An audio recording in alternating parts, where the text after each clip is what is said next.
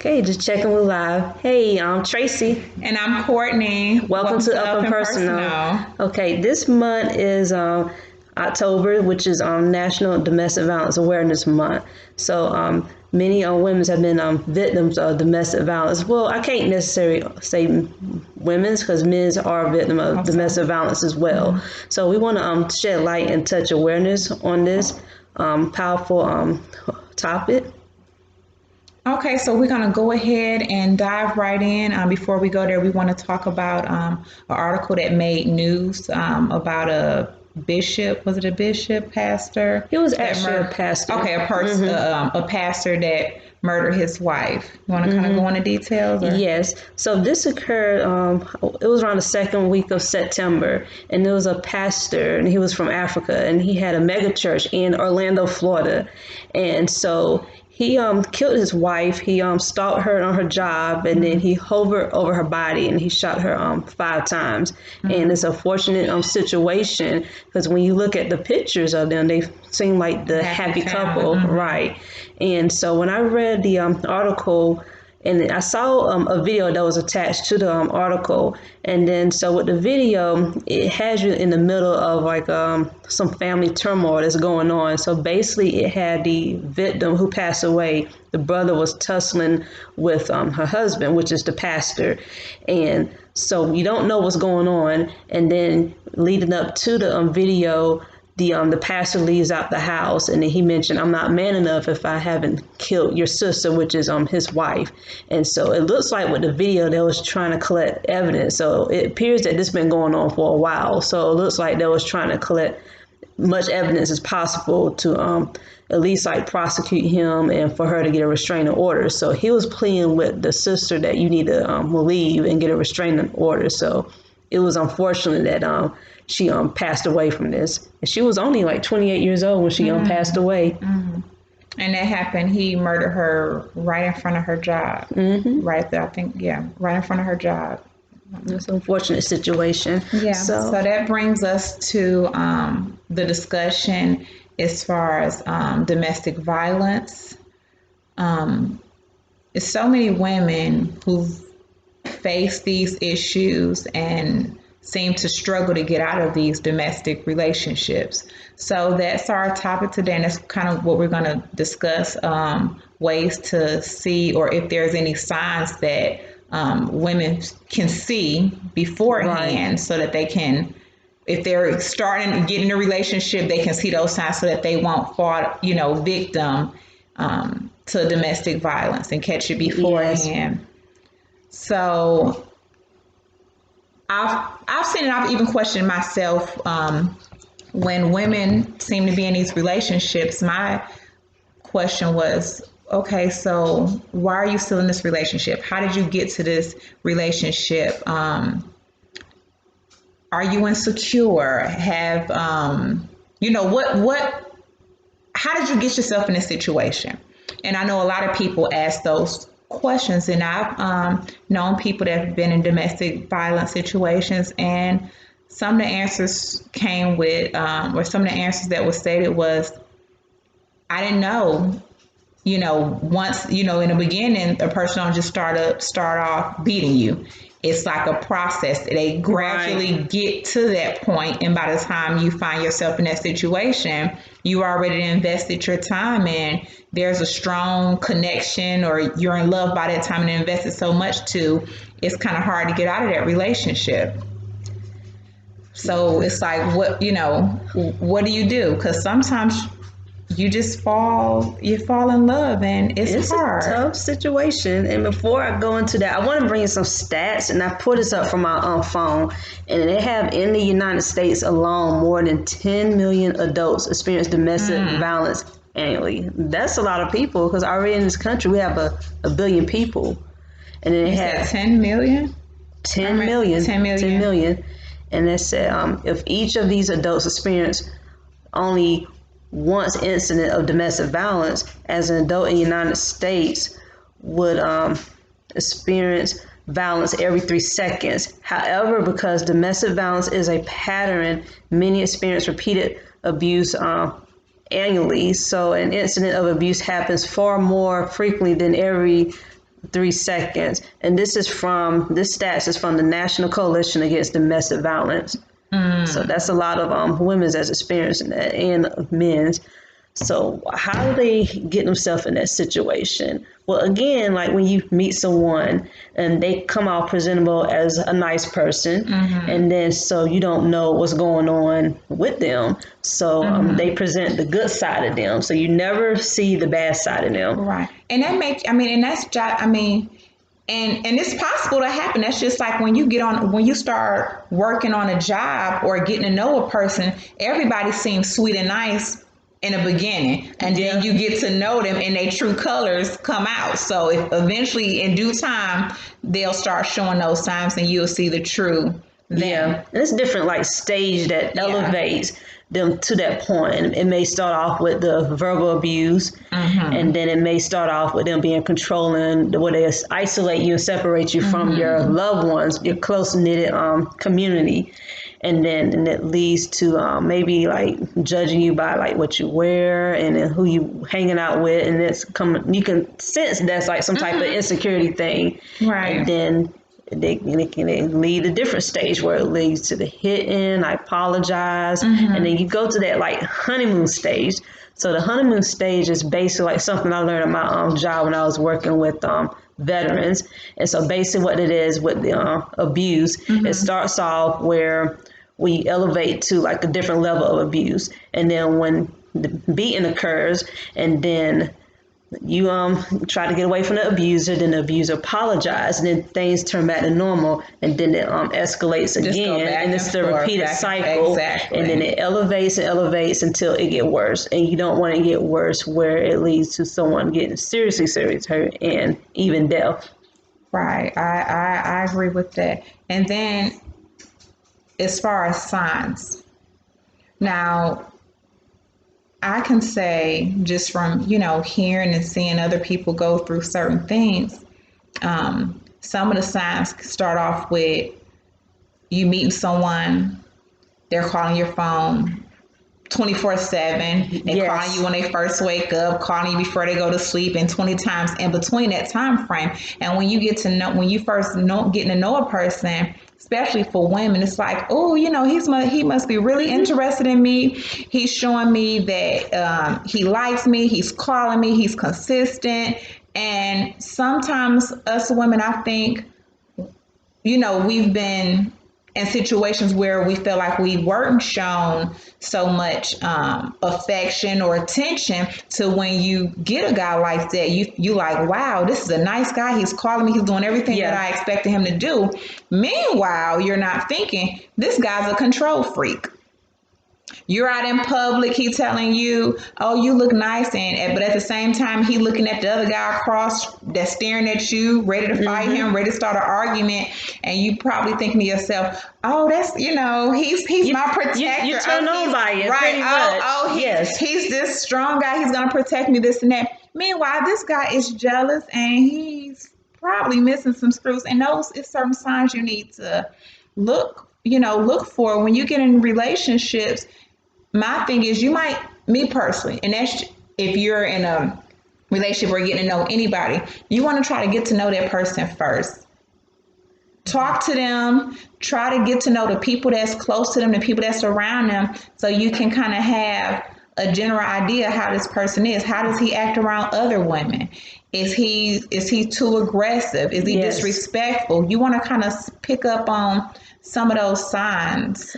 But like you mentioned it, I think where some people have distorted views on what love is, and it comes from your family background. Like for instance, like maybe like someone who come from a broken home, who never had the parents, never seen love, or told someone, or someone told them that I love you, and then or never even dated someone, they felt ugly inside. So the first person that they meet and that shows them that attention, that they call them on a consistent basis, like day in and day out, and even like the compliments or anything that like, they hadn't experienced before. Right. So they looking at that as love. And see, a lot of individuals, they don't know what real love is. So they interpret that as being love.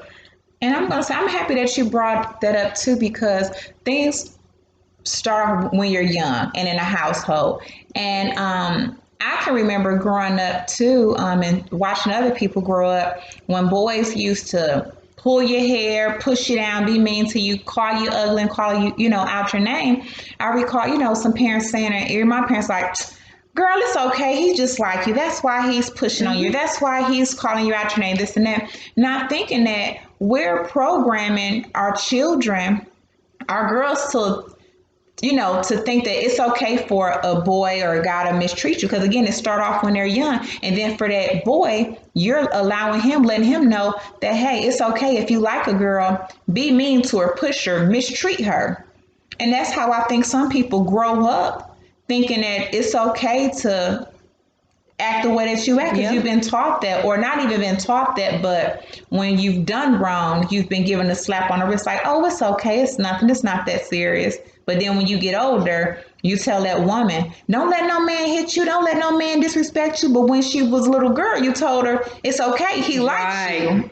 That's a deep analogy. That's very deep, because I remember like in middle school, I used to get like hit a lot, and then to come to find out later on he likes you. Yes. And another thing is like with some individuals, they stay in a relationship because that partner that's beating them, they're financially stable. I remember I was watching a movie. It was on What's Love Got to Do with It, and then there was one scene in which he was like flirting with the women. It was a woman that he was flirting with, and then so with Tina Turner, she was bothered by it, and her mother said, well, child, don't worry about it. He just being a man. That's right. And I remember, and there was another scene in that movie in which like she was trying to leave him, and then she called the mother, and she didn't want for the mother to tell anybody where she's at. And then so eventually the mother told it.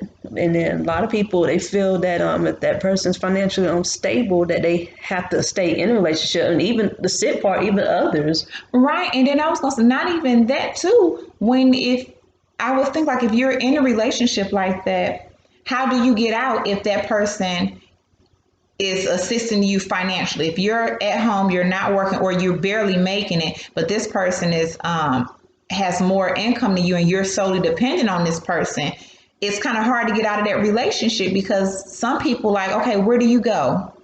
How, you're so used to spending your life dependent on this person. It's kind of hard to just jump up, go find a job, go in. And especially if you're dependent on a guy, 9 times out of 10, if he's paying the bills, whatever vehicle you in, 9 times out of 10 is his, or he's paying it for you. So if you leave, you're having to start all the way over, especially if you hadn't worked in years. It's kind of hard to just jump up and try to locate employment. So, and then you mentioned something with control, and some of them like that control. So it starts off with steps at a time.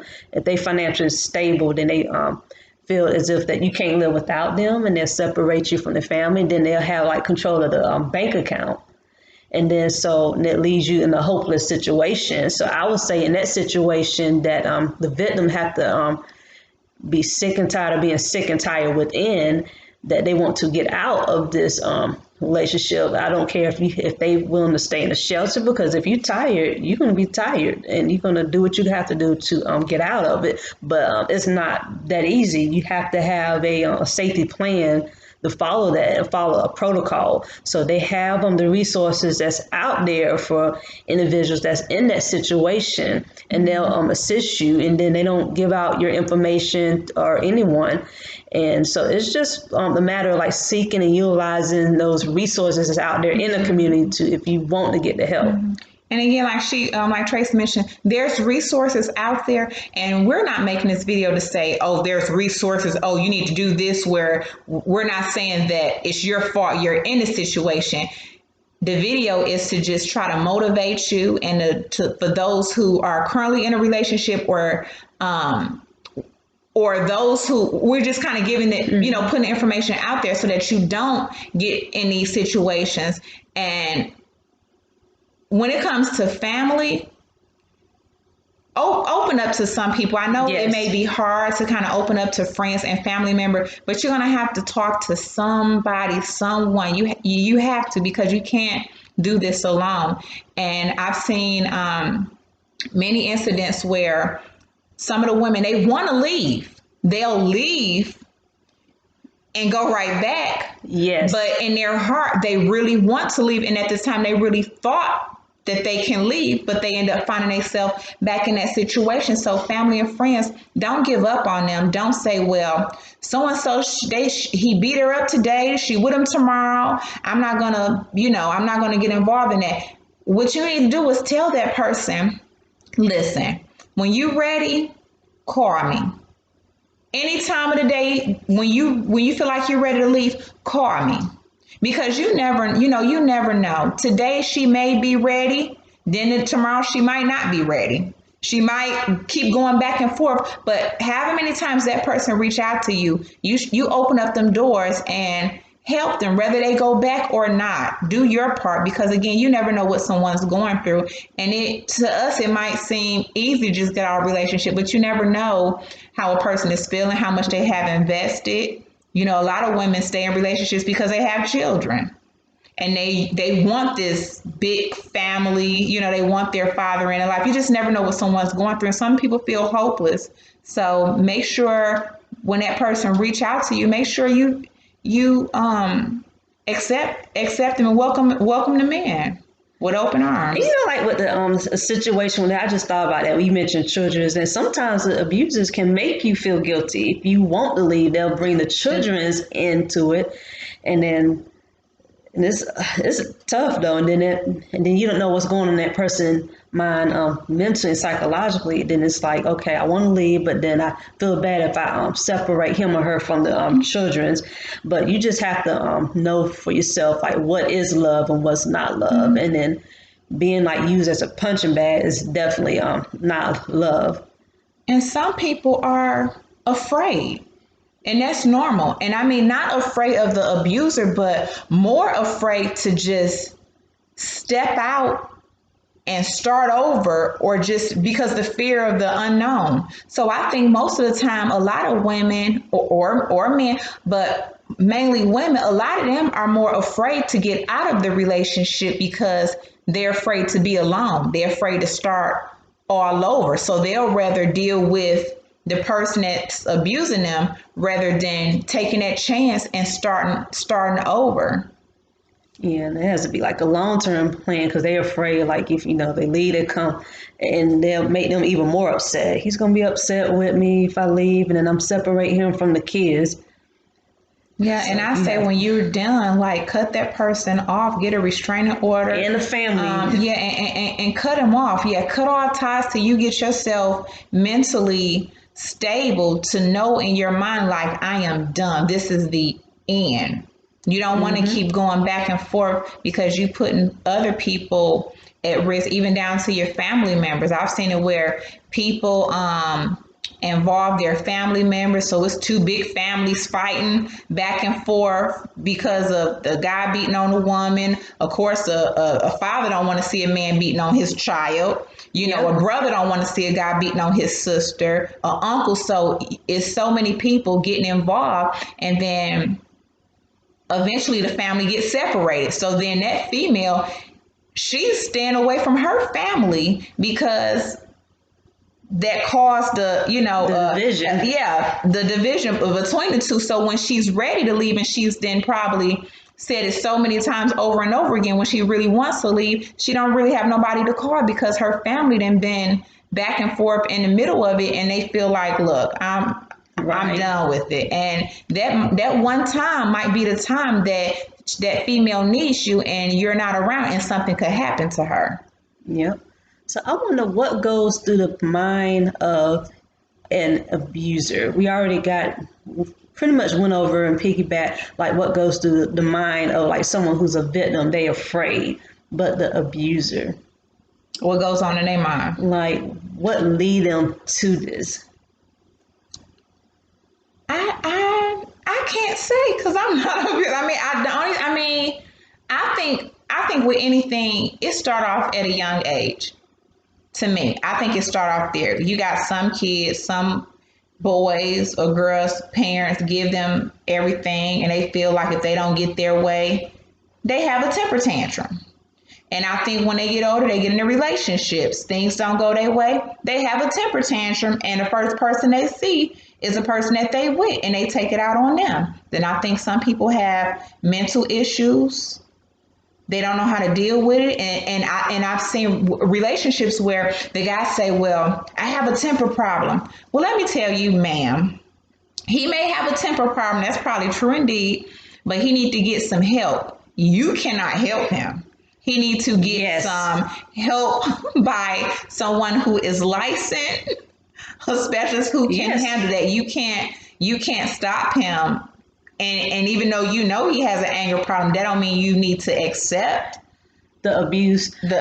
Well, I know where with my professional experience, where like with some victims, they do feel sorry for the abuser. It's like they want this relationship to work so bad. They want the perfect family that they want that person to seek help.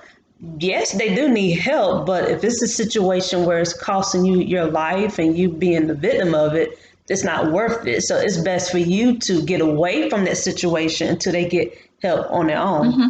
And I would say too, like, the earlier the better. When you start seeing those signs ahead of time, that first disrespect, push, smack, you need to back and leave then. Because if you let it go from a disrespect to a push to a smack to a punch, it's not going to do anything but get worse. So you have to stop it right then and there, because trust me, if a guy put his hand on you one time, you best believe that's not the last time, and he's been doing it. He's done it before. Mm-hmm. So try to get out of that relationship. Yes, and I pulled this up on the internet, and I remember this quote because they went over this. That's when I was doing like a training for my previous job, and it mentioned with Frederick Douglass, and it mentioned like it's easier to build strong children than to repair broken men's. So basically what that means is like, if you notice like any like signs that's going on with your children, is take care of it early on, because they're going to grow up to adults, and then it's going to be hard to break that, because they've been doing it their whole life. Like she mentioned like how like it's taught, it's like a normalcy with like if a man, if a little boy like you, I mean, they're hitting on you, that's a sign that they like you.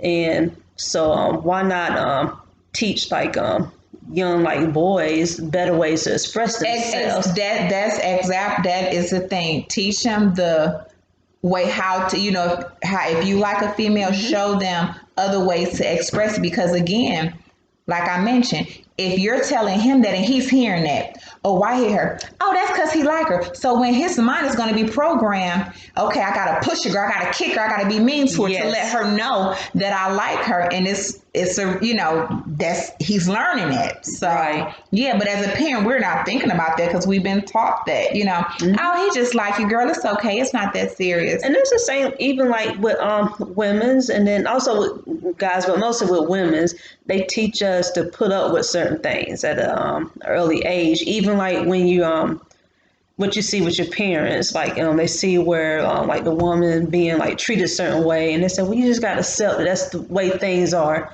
And you know what, I'm gonna change this up just a little bit, but this brings me back to your childhood.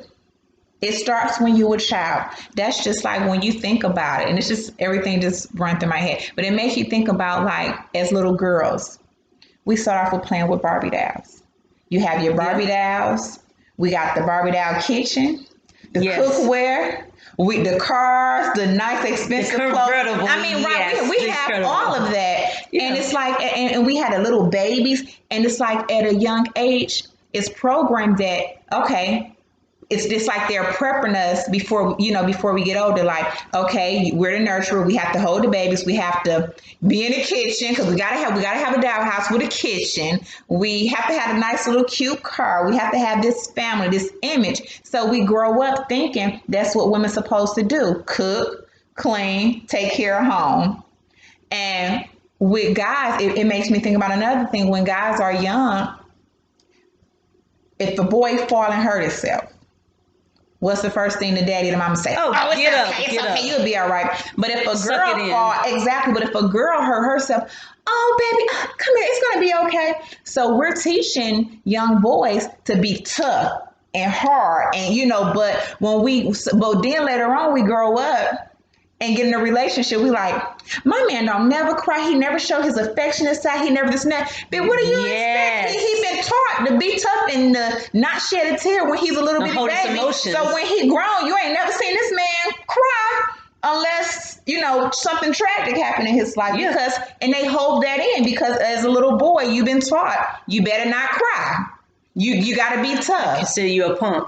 Exactly. And that's why we have so many men trying to play this tough role and us women needing that comfort, that love, but sometimes it's not even given because they've been taught that's not what you do. You go out, you make money, you provide for your family and make babies.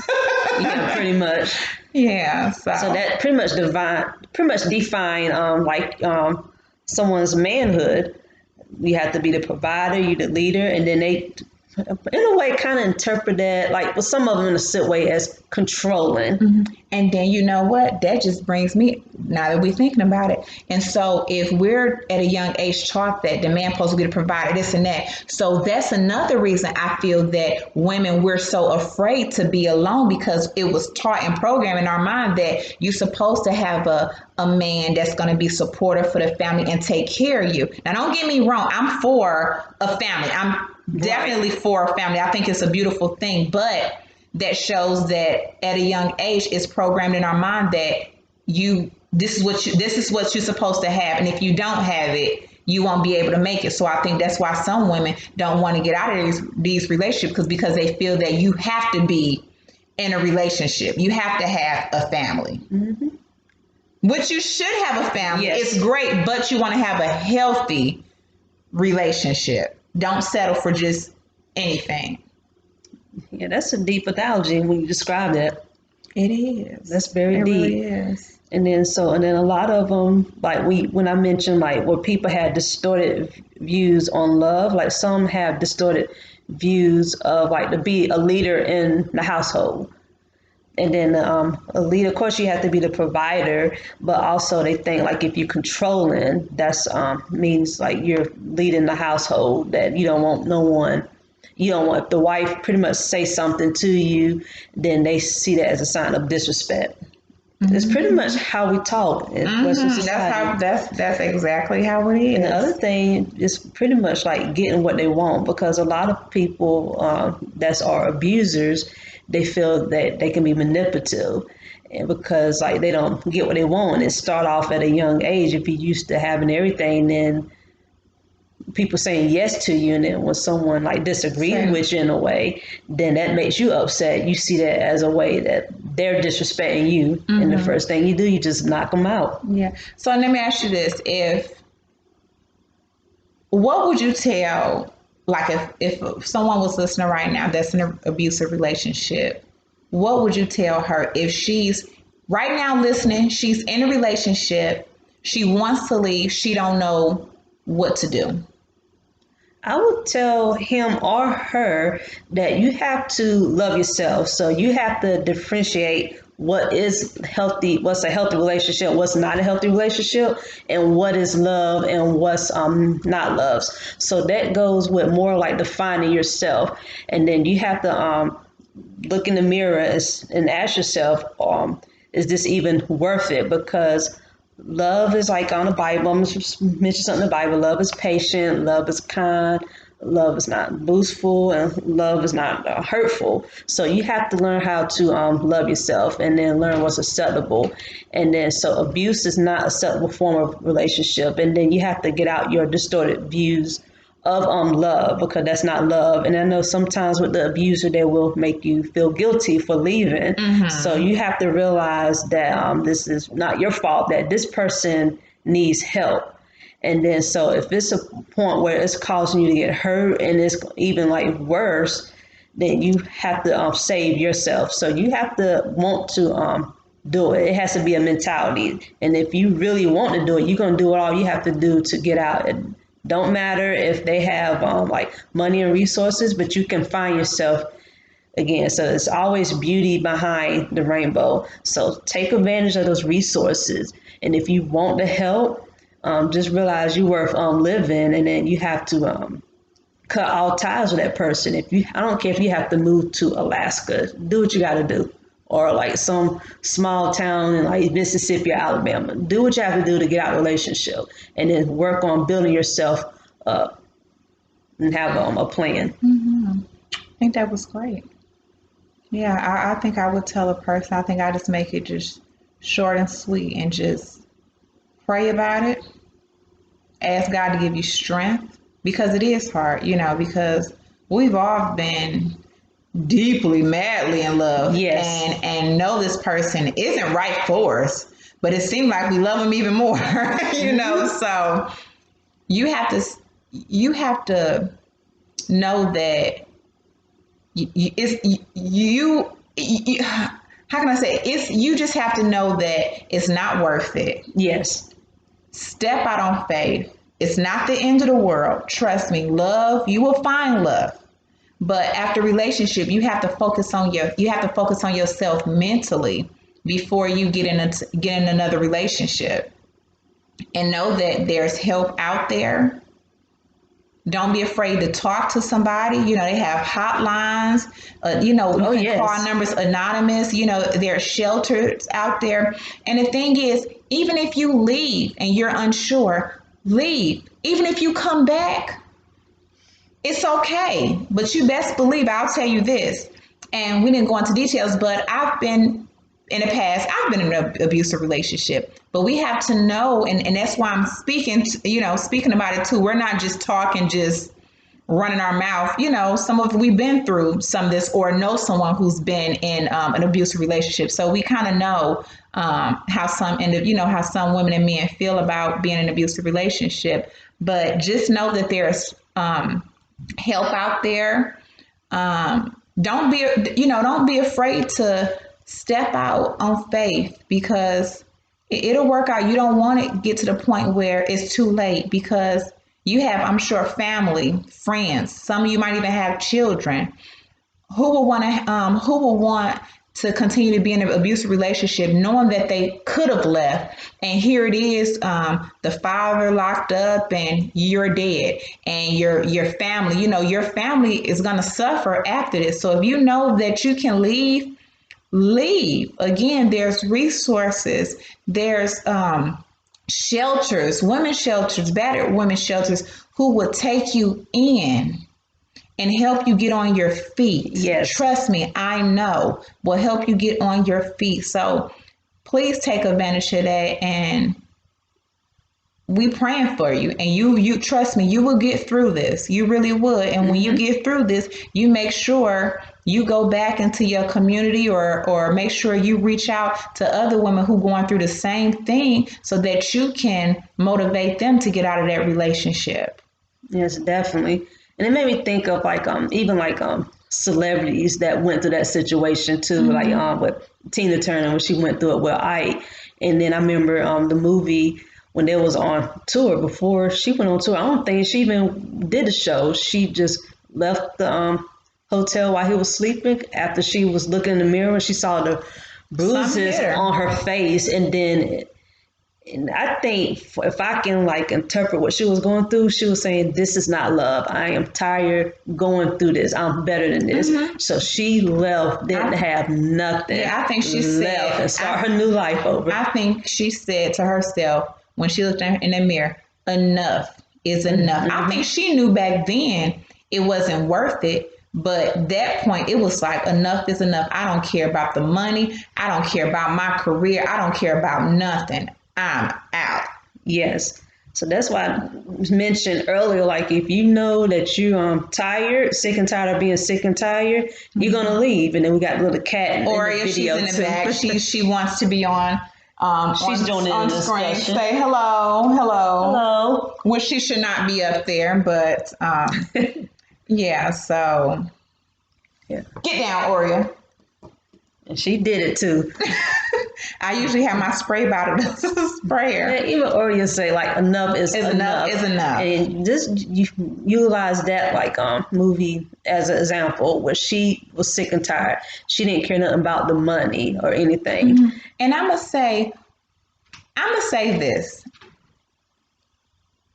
Women, we are strong.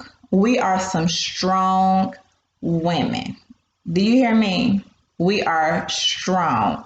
And we go through so much from the time we wake up to the time we close our eyes.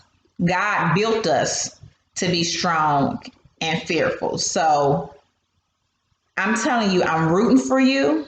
You will get through this. Will you get through it tomorrow? I'm not sure. Next week, not sure. A month from now, not sure. But you will. And you trust me, to the friends and the family, friends and family, you might tell that person all the time, just leave him, just leave him, just leave him. Don't do that. Do not do that. Tell them it's okay.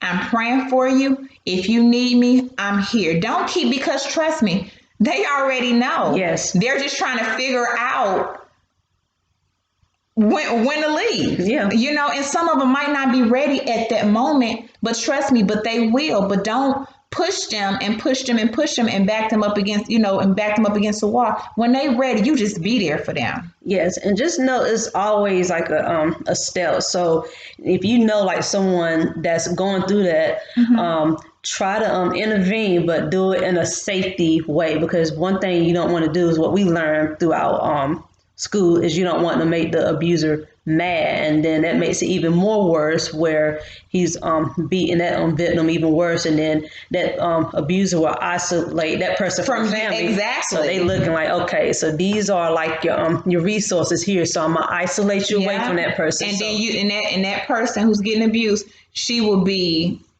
by herself. But I'm just saying, she'll be eventually by herself, feeling like she don't have anybody, because he didn't already divided, separated you two. So she's gonna not have nobody. So give her space and just let her know that I'm here for you if you need me. And when she needs you, you be there. I don't care if it's 20 million times. Yeah, but do it cautiously. Just do it very cautiously, because you don't want it where she or he like end up being like dead. That could be the worst thing that can happen, because the abuser, they can hit you so hard. You never know what they do and their emotions. So just do like a safety plan and make sure that that victim is safe from the abuser. Mm-hmm. Well, we thank you guys for tuning in. Again, if you know somebody, or if you are listening and you're going, an abusive relationship, just know that there's help out there, and just know that you're not the only one. It's women that's going through it right now, and it's women that's been there, done that, and we're hoping that you get out the relationship, because we've gotten out that relationship, so we know there's hope. Mm-hmm. So just stay strong, keep pushing, and again, there's resources.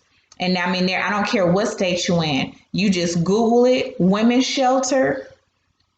There's help. Yes, definitely. It's beauty after the rainbow. So love you guys, and stay strong. Take care. And I hope you utilize these resources, and I hope this helps.